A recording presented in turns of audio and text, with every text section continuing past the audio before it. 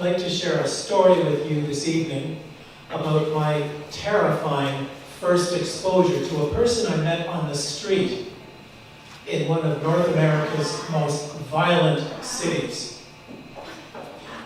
I was on a family holiday recently in Chicago. I got up early one morning, left the hotel, started walking along Monroe Street. I was looking for some waterproof socks. We were going to a Sox game that afternoon to see the Texas Rangers take on the Chicago White Sox. We were in an unenclosed stadium and I didn't want to get soaking wet. So I'm moving at a clip, thinking about those socks. How much, where can I get them? Is the store open at this time of day? And I come to an intersection. It's pretty quiet. I'm standing waiting for the light to change, and out in front of me, 3 feet away, jumps a man in a hoodie about my size, my build. My heart starts to race. I feel my stomach start to turn. He senses my anxiety, and instead of advancing towards me, he starts to back off. He says, "I just want to talk to you."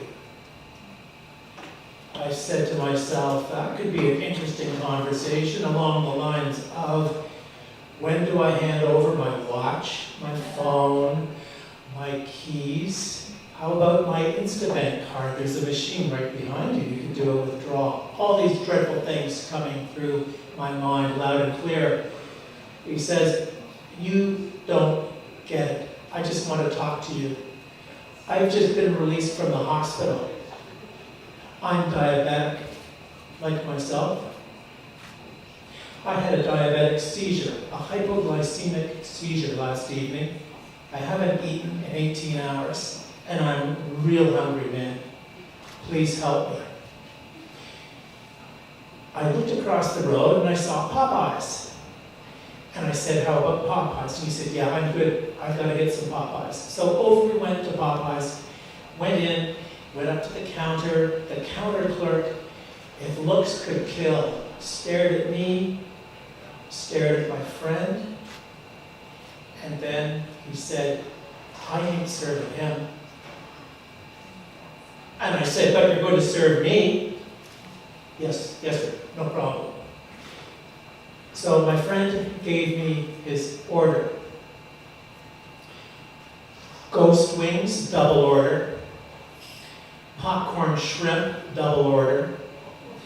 Dripping in sweet heat barbecue sauce. And then just to wash it all down, a jumbo Coke. You getting hungry again? And if that wasn't enough, Mississippi mud pie for dessert. That's pretty filling. I pay, I take the tray over. He's shaking really badly. He needs some sustenance. We sit down. He dives into the food. Eventually, we start talking about each other's lives. He shows me his diabetic identification. He shows me his social security card. And he shows me his hospital bracelet. Printed on each piece is his name, Jermaine Jackson. He said, "My daddy named me after him. He loved the Jackson 5, and I still do as well." He starts talking about his life, and I say life in quotations. It really wrecks me just to hear how this man at 26 years old has lived 3 lives in hell. For starters, fatherless. His 3 young daughters live in one of the most violent parts of Chicago, notorious Garfield Park. They live in the 4400 block, which is so bad there's no police patrols. On foot, that is.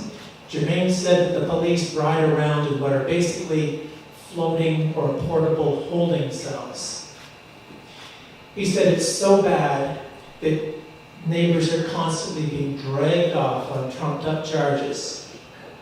The police, on occasion, will plant stolen weapons, drugs, other illegal items in their garbage bins, in their shrubs, under their stairs, and then come and bust them and take them downtown. That's Jermaine's take on how the police, in some cases, control the crime. At that point, he was starting to feel quite a bit better. We were talking about his life in the system. He had been in the system since he was really 3. Foster homes, juvenile correction facilities, some light time in prison. He hadn't worked in 5 years. He talked about his drugs of choice and how he has to go about getting them. No talk of violence, just very, very negative lifestyle, if you can call it a lifestyle. Shortly after he finished, in came 4 of his friends. I assume they were his friends. I didn't think so initially. Hey, Jermaine, where you been? We've been looking for you. These are 4 big guys, Jermaine's size. And one of them snickers and says, looking at me, talking to Jermaine with the food all finished, wrappers everywhere. Hey, Jermaine, I guess you've got yourself a new friend. Jermaine stood up, pushed the tray onto the floor. Yo, this here is the first white man that's spoken to me in 6 months, and he ain't a cop. He's my friend. He's saving my life. He's feeding me. He's showing me some love. That sort of broke the silence. I, being a very polite Canadian, when they entered, was going to say, of course, guys, come and join us. Join us for some wings and some jumbo cokes. But at that point, I'd probably be broke. Fortunately, it didn't come to that. I was not on the hook for another meal for more hungry Popeye diners. So Jermaine and his crew chatted briefly. Then Jermaine got up. He was fortunately feeling much better. And he said to me, thanks. Thanks for keeping it real. Then he said to his crew, this here's more than my friend. He's my big doll. And I had the same reaction. After they left, I was sitting there saying, what the heck is a big doll? I mean, we're in Popeyes. I am sort of doll-like. I mean, I'm pretty kind and gentle, and maybe he was equating me with something really good. Well, yes and no. I put my Google muscle to work that evening. And big doll was, in Jermaine's world, indeed a compliment, a very deep compliment. Big doll is drug parlance for a highly desirable and expensive street drug. That made me feel a whole lot better. I often think of Jermaine, and I often wonder how he's doing. How would a continued conversation with him look? Sadly, I'll probably never know. But I do know what I took away from our time together.